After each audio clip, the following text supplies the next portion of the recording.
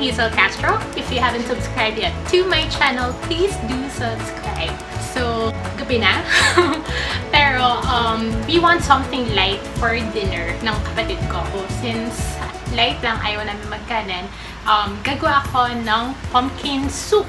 So, easy lang yung recipe. So, tara, luto tayo! Okay, so let's slice our ingredients first. So, since nabalatan na natin yung kalabasa and na-slice na natin siya into smaller parts, so, about, 1, 2, 3, 4, 5, 6, mga 4 to 6 peraso ng ganito kalalaki na kalabasa for the portion na gagawin natin, no? So, isa-slice lang natin siya into smaller pieces pa para mas madali siyang i-mash mamaya. Yung version na to is without using a blender. So, kahit wala kayong blender sa bahay, kayang-kaya nyo gawin to, guys. I-mash nyo lang with fork or may masher kayo sa bahay. That's even better. Pero kung wala rin kayong masher sa bahay, kahit i-mash nyo lang with a fork. So, that's fine. So, basically, smaller pieces lang para pag pinakulaan natin yung kalabasa mamaya, mas madali siyang i-mash. Slice lang natin siya into smaller pieces.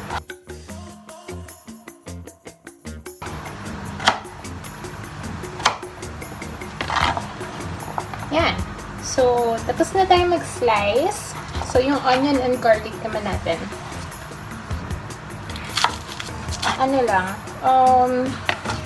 Pwedeng panggisa or yung smaller pieces type of kasi gigisa lang naman natin yung onion eh. Huwag lang big chunks of onion.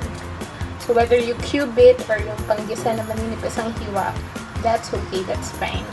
Ang gagawin ko is cubes na hiwa. So, hatiin ko lang sa gitna and then slice ng panggisa. And then, sa slice ko pa siya. Hindi naman super tad-tad. Pero yan, smaller pieces lang. For the garlic, mga 3 to 4 cloves of garlic. So, minsan, inaano ko siya sa almires, pinapound ko. But sometimes, you can also do this. Kahit i-crack nyo lang with your knife, yung flat part. Alisin lang din yung balat. Ayaw nyo na may kasamang balat yung kinakain yung pumpkin soup. Slice natin.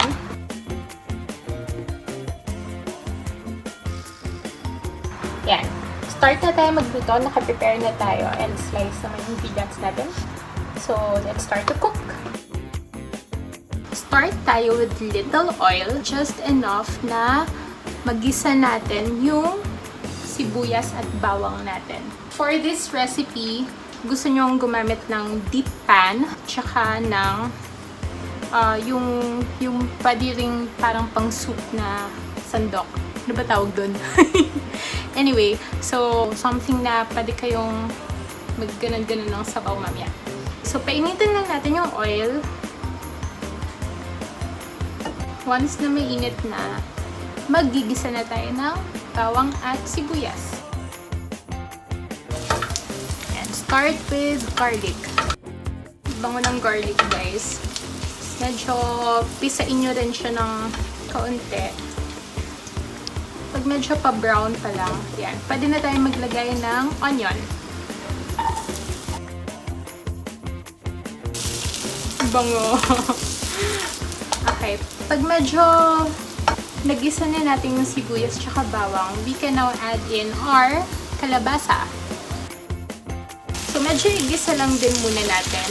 Pwede na rin tayo mag-season ng salt and pepper. So, pag medyo nagisa na natin siya, palalambutin na natin yung pumpkin natin. Maglalagay tayo ng 1 cup muna. So, naglagay na ako ng 1 cup. Siguro mga half cup or 1 cup ulit. Yeah, so about 1 and 1/2 cup. Madali na lang magdagdag ng water mamaya kung kulang pa. But for now, initially, pakukulaan muna natin siya ng 1 and 1/2 cup of water. So, takpan lang muna natin para mas mabilis siyang maluto. Okay, so habang nag-iintay tayo na kumulo yung kalabasa natin, gagawa tayo ng sandwich. So, simple lang naman, spam sandwich lang. So, syempre, thanks to Spam. This is not a sponsored ad, but yeah, we use Spam. Go-to natin yan pag sa sandwich, no? And also, we're using gardenia white bread. We really buy gardenia because it's really good. Kung walang sari roti is also good. Yung double soft nila, no? Pero minsan wala kasing stock sa grocery. So, gardenia yung ginagamit namin sa bahay kung walang sari roti. This is also good. And then, i-cover natin yung bread natin with butter. So, this is my favorite. Magnolia Gold na salted butter. So, super sarap niya, guys. Sa lahat ng butter, ito yung parati kong binibili at gusto kong gamitin.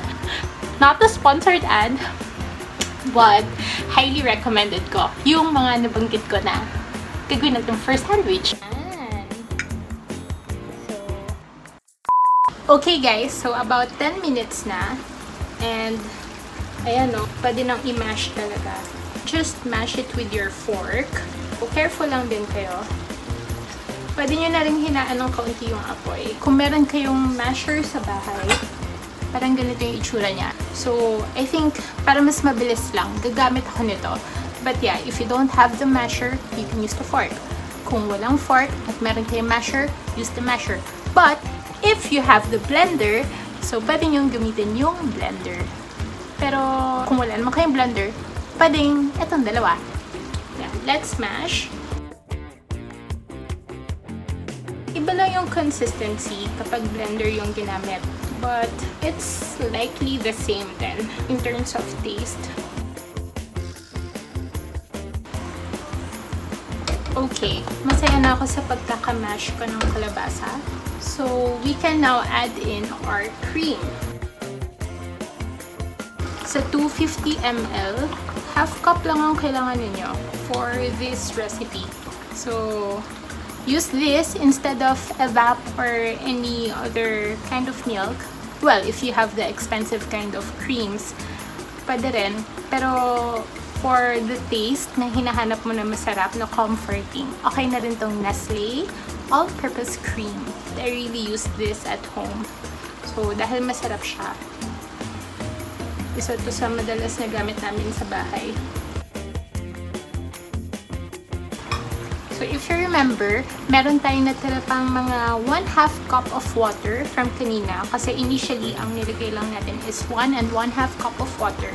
Now, if you feel like, halimbawa, gusto nyo magsimot or something, pwede naman kayo mag-add. Wala namang, strict na kailangan ganitong measurements. Since gusto ko lang simutin, yung water na hindi natin naubos kanina, yun yung gagamitin ko. Yan! Look at that! I love the color! So, that creaminess from the all-purpose cream, sarap nito, guys. So, yeah. So, pakuluan lang muna natin siya for a few more minutes and then tikman natin bago natin i-serve. Okay, so let's check since kumukulo na rin siya. Medyo haluin lang din natin. So, make sure na takpan nyo, no? Kasi once na nilagay yung cream, grabe din siya kumulo. Minsan baka tumalsik pa sa ninyo, sa damit ninyo or sa inyo mismo. So, you want to cover it para hindi kayo matalsikan or anything. So, tikman natin if enough na yung creaminess, yung lasa niya, no? So, I think, takpan lang uli natin. Ayun na, guys. Sabi ko sa inyo, tumatalsik siya. Anyway, so takpan natin. And I think I'll add a little butter para mas lumasa pa siya. Kasi parang may kulang sa lasa. It's never too late. So, let's add butter. So, halo lang natin siya. Ibang lasa din yung nabibigay nung added butter. Or kung kulang pa talaga, we'll add a little bit of salt and pepper pack. Cooking is not as strict as baking, so you can do whatever you want according sa panlasa ninyo. But this, what I'm sharing with you, is I think a very good recipe that you can easily do at home. So yeah, tikman natin kung okay na. Sarap! So, yeah. So, pwede kayo magdagdag pa ng salt if you want it a little more salty. But the butter definitely gives that kind of flavor na hinahanap ko rin. So, I hope magustuhan nyo tong recipe na to and you try this at home. Let me know if you like it as well. Okay, so it's time to eat. So, let's pray. So, let's try.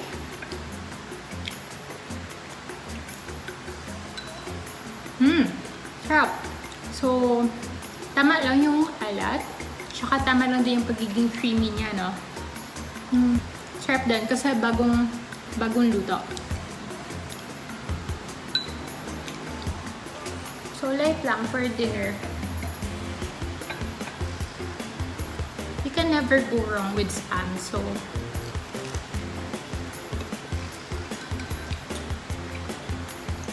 sarap. Ano masasabi mo sa soup, kuya? Yeah.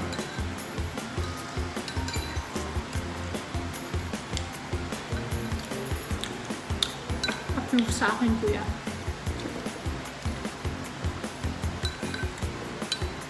Actually, kung nagda-diet kayo, kung gabi na rin naman, pwedeng wala na ring sandwich. Pero kasi gutom ako. Gutom kami. So, kakain tayo. But yeah, as it is, kahit yung soup lang. Masarap. Tsaka, for sure, mabubusog na rin kayo.